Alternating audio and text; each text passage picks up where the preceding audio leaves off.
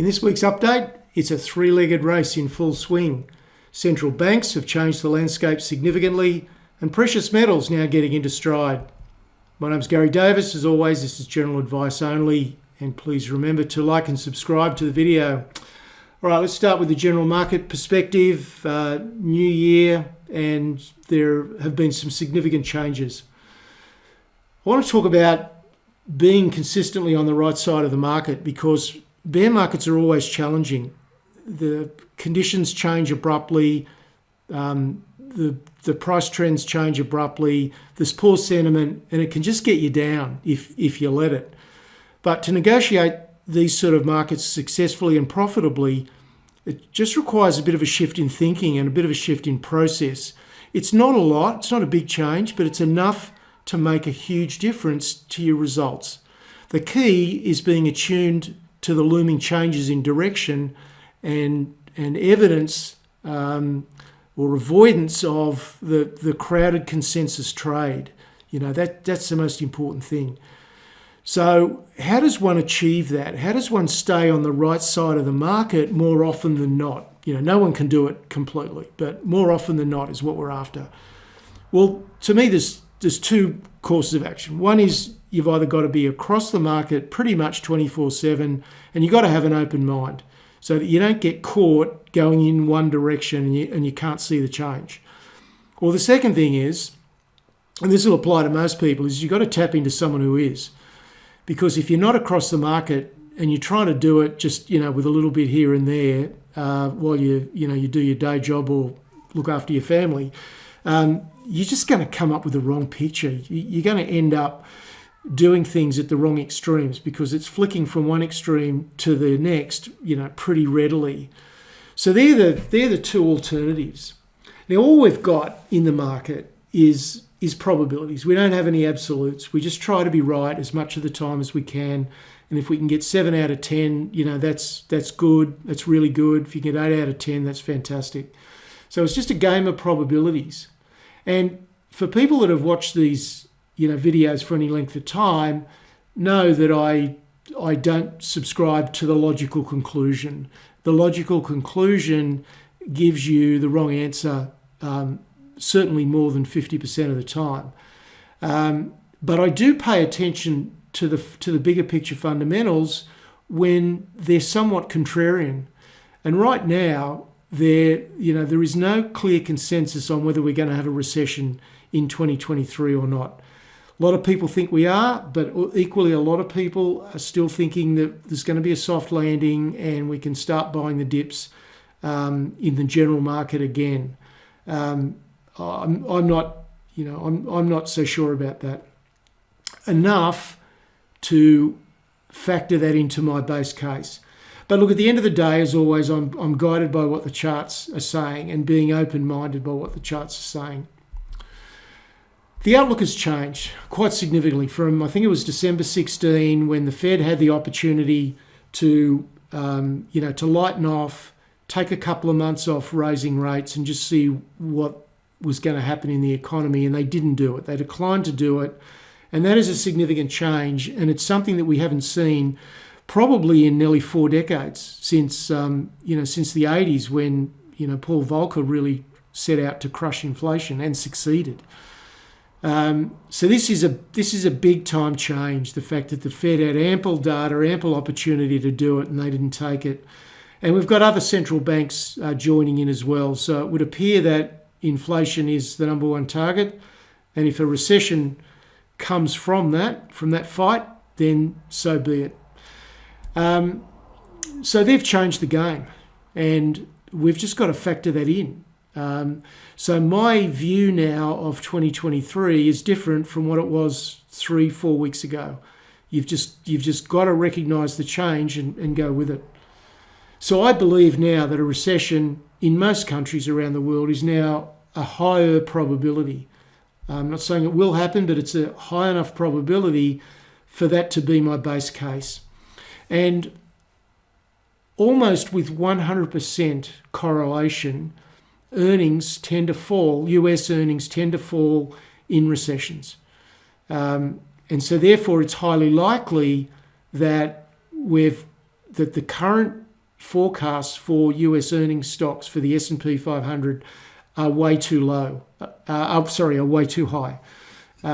Because what is factored in at the moment is earnings per share growth of about 7 to 9%. That's what the bulk of analysts are projecting. And that's just going to be too high if indeed we do get a recession. So that means that the S&P, which, in the real boom times was trading on a PE of 24 or so, it's now down to about 18. It could come down to, maybe more like 15. And that raises the probability of a real double whammy effect on share prices. That is now uncomfortably high. And what I mean by a double whammy effect is that the E in the PE contracts and could contract. Obviously, it's going to be stock dependent, but as a general statement, could contract quite a bit. But also then the market says, well, if the earnings are going to be that much lower, then I don't want to pay 18 times PE, I only want to pay 15. So both of those factors drag on the share price together and they produce an outsized effect to the downside. That's what I mean by the double whammy effect. And it can be quite dramatic and it can lead to share price falls of 20, 30, 40% without too much difficulty. So that's how I see things, I'm afraid. But look, I'm still as enthusiastic as ever because some stocks are going to thrive. Just think about 2022, how well US energy did, how well US renewable energy did, how well lithium did in Australia. There's always some bright spots in the market. So, don't get pessimistic about the market. There's going to be terrific opportunities. All you need to do is amend your positioning somewhat to suit, and mainly to suit your psychology, and amend your positioning and your process to take advantage of the opportunities. So, it's not a big deal. You've just got to shift things around a little bit. Now, I mentioned at the start, this is totally about a three-legged race. What I meant by that is that we've got the competition between the recession and the speed of a recession and the subsequent hit to profits that will almost certainly come from that. Inflation, which, appears to have peaked, has come down from 9 down to 7, but 2 is the target. It's still a way above that, and the central banks have now said that they're going to keep going to get inflation down. And the third leg is interest rates, the consequence of the two above. Now, the big question is, the Fed has said, we're going to crush inflation, but will they blink? Will they have the courage, if the economy's stalling and inflation is still high, will they have the courage to stick to their guns as Paul Volcker did in the 1980s?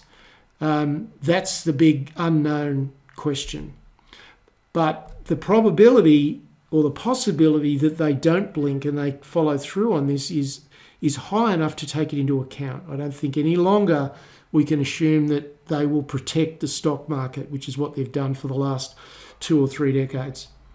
Now, the bond and the currency markets are saying something a little bit different. They're not embracing yields above 5% for longer, because otherwise they wouldn't be looking as they are. And more on that in a minute. So that's the big inconsistency. Let's look at, before we get into the US market, let me just look at a couple of charts on that. Sorry, this is what I wanted to look at. So this is the US Treasury yield. Let's look over the last 6 months. So you can see we had a significant rise. We peaked in the end of October and November. And since then, we've come off the boil. We're up around 4.2s, 4.3%. Now we finished the week at 3.7. So it's certainly not emphatically consistent with what we're seeing elsewhere.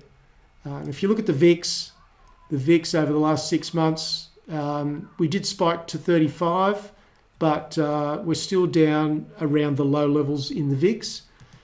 And the 10-year Treasury, the 10-year 2-year spread has been negative since the middle of the year. and is still very negative. So that's certainly saying recessionary conditions. So the S&P gained 1.5% for the week. At the moment, given everything that I've just said and the probabilities of the medium-term direction, I think you've got to treat this as an oversold bounce, not the end of the bear market in the index.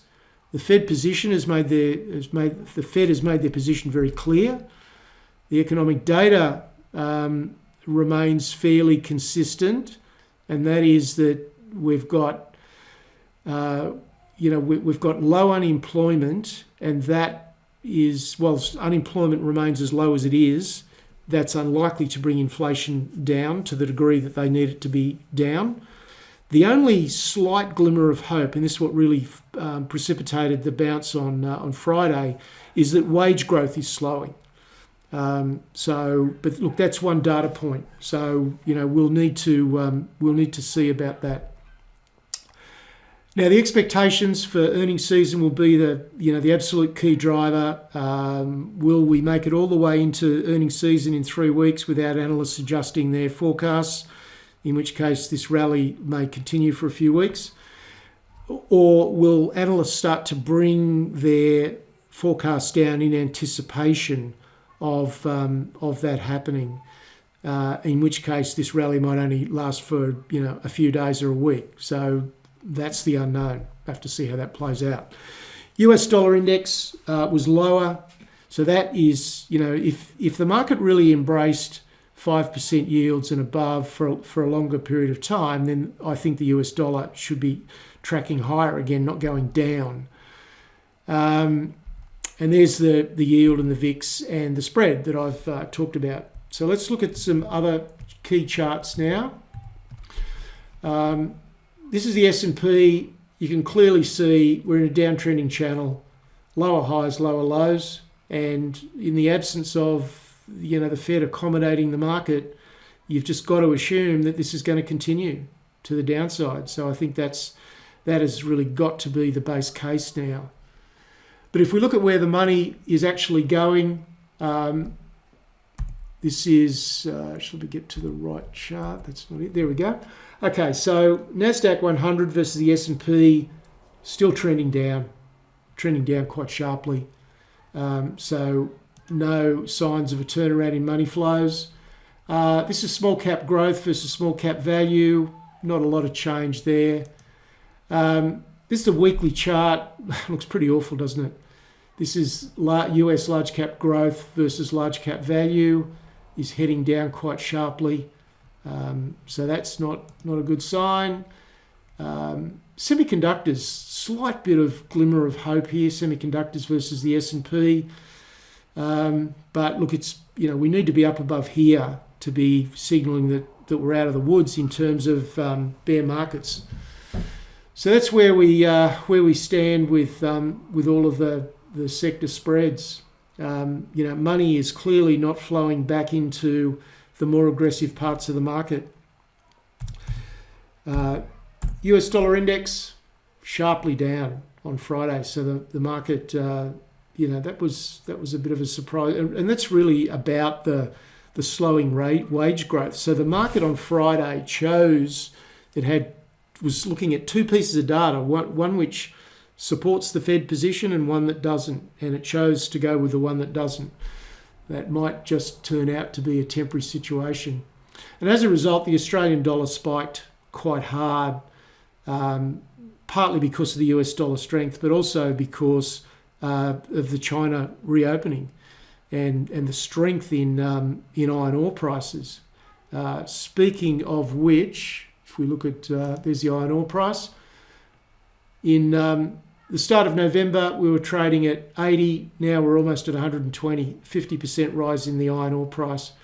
So that's why we've seen what we've seen in with the Australian Materials Index. Australian dollar 68.16. Our index rose 1% across a shorter week, but one would think it'll kick up again on Monday. Materials certainly helped, but there was certainly some concerted global buying of resources.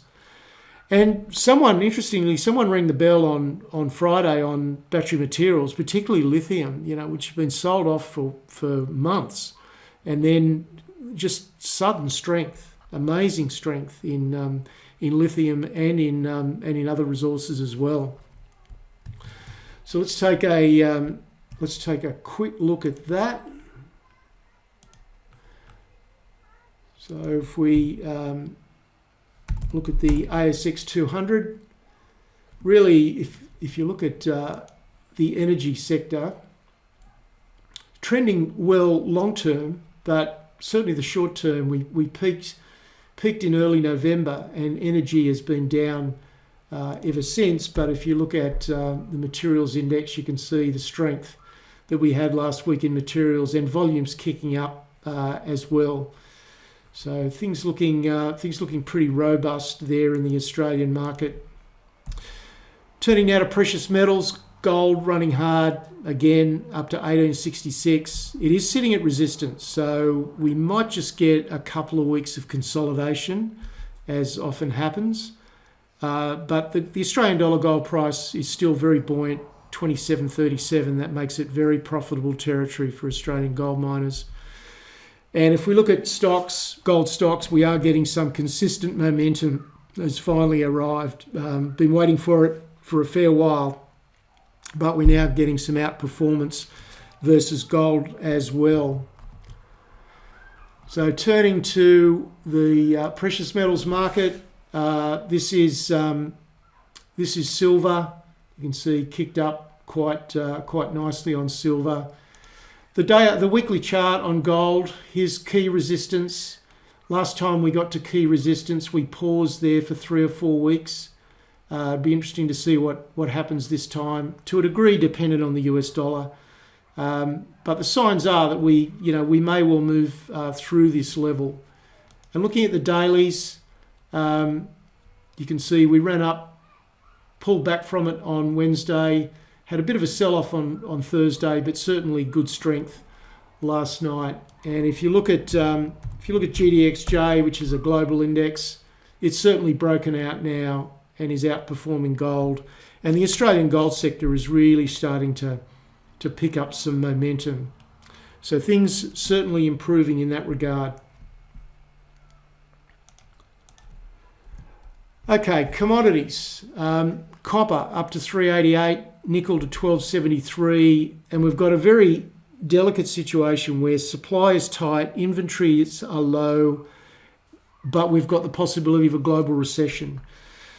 The fact that these metals are moving up is really more of an indication that we're China reopening, and that the extra demand from China will help offset the lower demand that would come from a global recession. So very interesting balance there. But at the moment, there's really no spike up in inventory levels, as we'll see.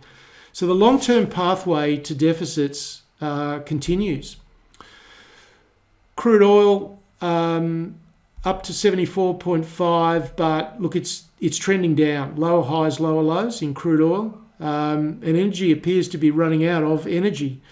The selling pressure is obvious every time the oil price ticks up a bit into any bit of strength. The selling intensity wraps up. So at the moment, you'd have to say crude oil is in downtrend. However, offsetting that is the fact, and I spoke about this a month or so ago, the fact that Biden came out and said we've got to rebuild our strategic reserves, and we're a buyer in the market between 67 and 72. So again, that's another interesting balance that's yet to play out. Spot copper, you can see moving up towards this. We've got some resistance here at $3.90, and we're getting up close to that level. That's the 1 year. If we look at the inventory levels, we're pretty close to 1 year lows, and we're pretty close to 5 year lows as well. Spot nickel chart is also heading up, and there's the 5 year nickel chart. If you take out this bit of an aberration that we had in March of this year, then we're trading at very much long term highs.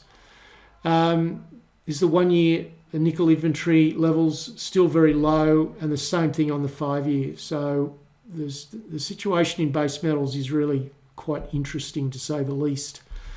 Wrapping it up, we're probably going to get a bounce for a few days or a few weeks, depending on how the run up to earnings season occurs in America. Use the bounce to adjust your positioning is the sensible play at the moment. I think the overwhelming possibility is that indices continue to trend down medium term. But of course, a couple of things. Not all stocks will trend down. There'll be some that will go up. And there will also be some general short covering rallies that are very tradable.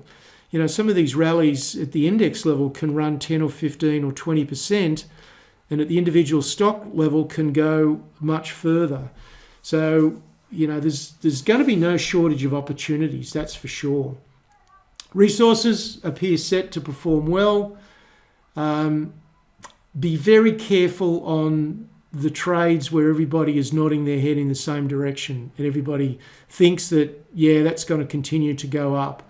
So avoid the crowded consensus trade. If you get that sense that something you own is in that space, then you want to be watching it very carefully and putting tight stop losses on it, or tight trailing stops. Portfolio analyst last week, we covered how 2023 is shaping up and how I'm playing it, and also owning inverse ETFs. So you don't have to sit there and wait out the times when the market is going down. You can trade aggressively trade to the downside with inverse ETFs. Now, it's tricky.